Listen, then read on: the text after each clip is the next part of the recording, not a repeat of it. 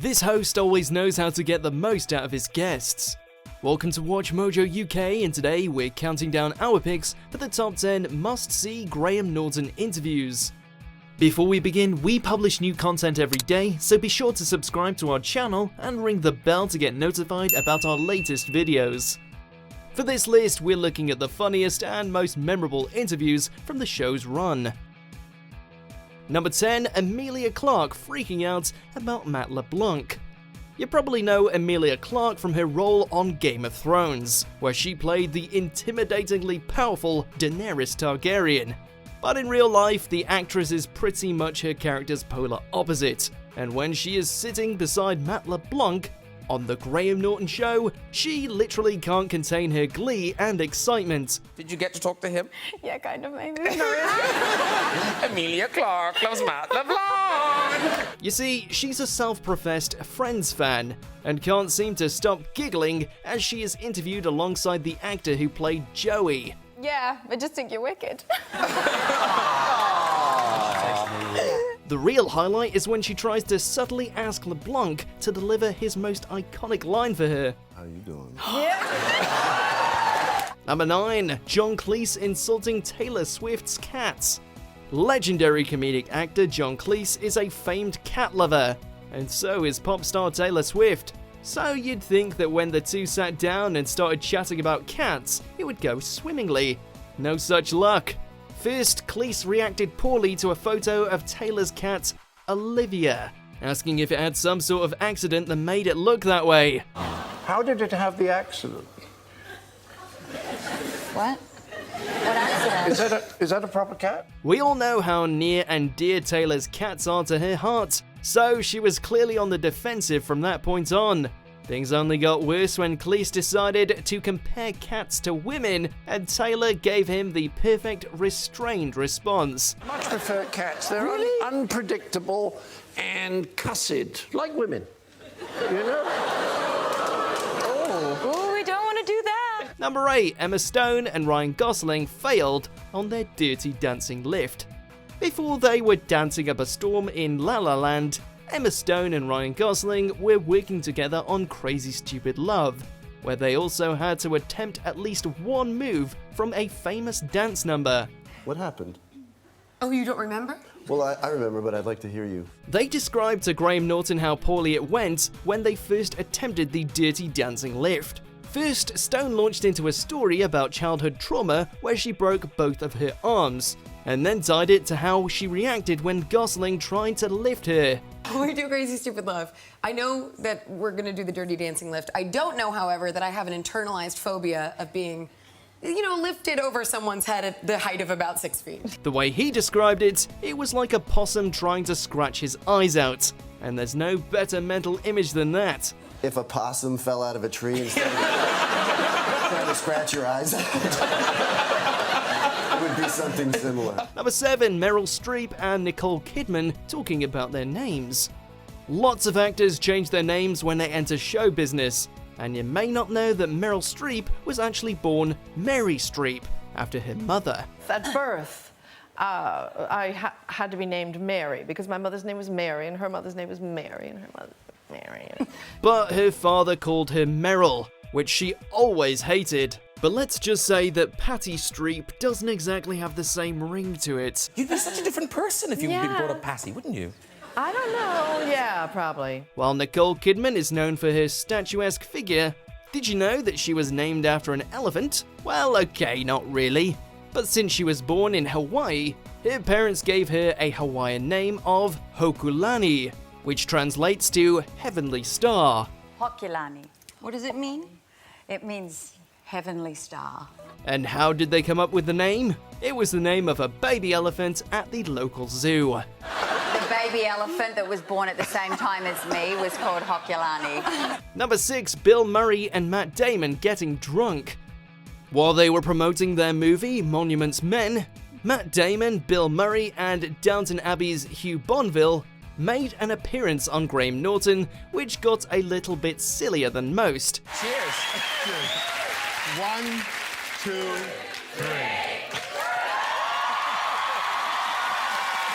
It was revealed that they had already had a few drinks before they even began shooting, and then they proceeded to chug glasses of bubbly, making the situation all the worse, or better depending on how you look at it. I don't have an agent.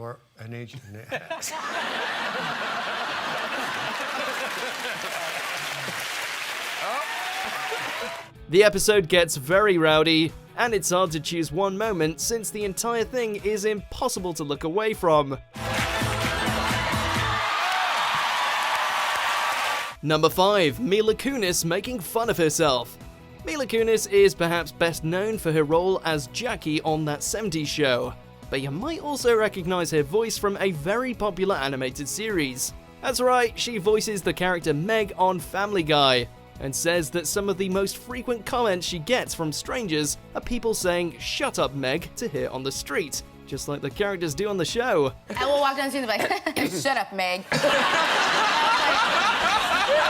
She also poked fun at her mother tongue of Russian after a visit to the country, admitting that while she thinks it's beautiful, it also kinda sounds like Klingon. But apparently, to most people, it sounds like... To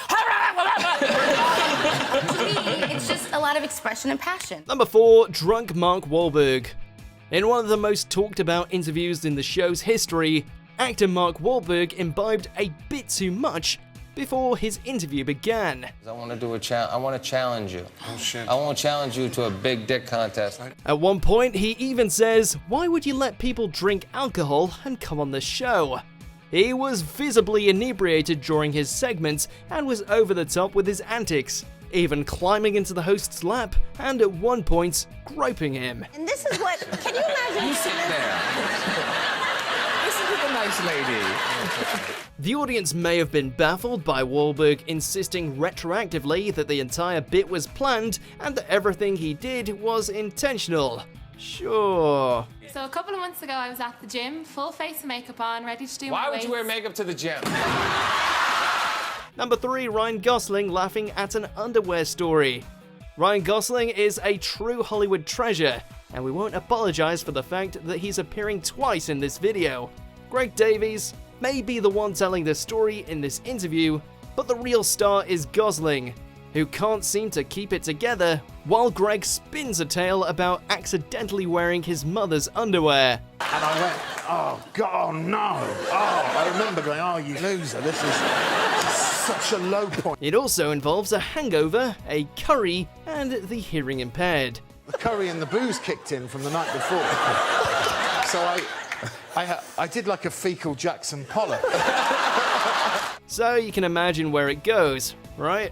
Jodie Foster listens attentively the entire time, but Gosling has to cover his face for laughing throughout the whole bit. And I went back into the classroom and I saw one of the hearing impaired kids just looking at me like this. And that's when I remembered that I had a microphone directly. Number 2, Will Smith doing the Carlton. If you ever need a happiness boost, can we recommend watching this video? With more than 78 million views, you'd be in good company. I don't want to force you, and you can tell me to go away, but I've got some, like, mics. If you could, do you want to do a little bit of rapping? And maybe your dad could... Will Smith and his son Jaden appeared on the show in 2013 and surprised the audience with a little rap. But things just kept on getting better when Smith revealed that former musical partner DJ Jazzy Jeff was there too. As if that wasn't enough, Smith's Fresh Prince of Bel-Air co-star, Alfonso Ribeiro, showed up on stage too, and immediately launched into his famed Carlton dance. How can you not smile when you watch this? Just a little treat for you. Just a little treat for you. What a treat that was. Number 1, Benedict Cumberbatch impersonating otters. If you've ever seen Benedict Cumberbatch, and who hasn't, you know that he looks exactly like a playful aquatic creature. Right? Well, okay, even if you don't agree, there are plenty of fans out there who assert that he looks just like an otter, and have the side-by-side photos to prove it. No, how can he look like this? And here you go. There he is. Look at that. Graham Norton wants them to have even more material to work with, so he shows the very game Cumberbatch photos of otters doing a variety of things, and asks him to match their faces. Can you do that? Can you try? Good. Showing off the acting skills which got him nominated for an Academy Award, Cumberbatch obliges. Do you agree with our picks? Check out this other recent clip from WatchMojo UK and be sure to subscribe and ring the bell to be notified about our latest videos.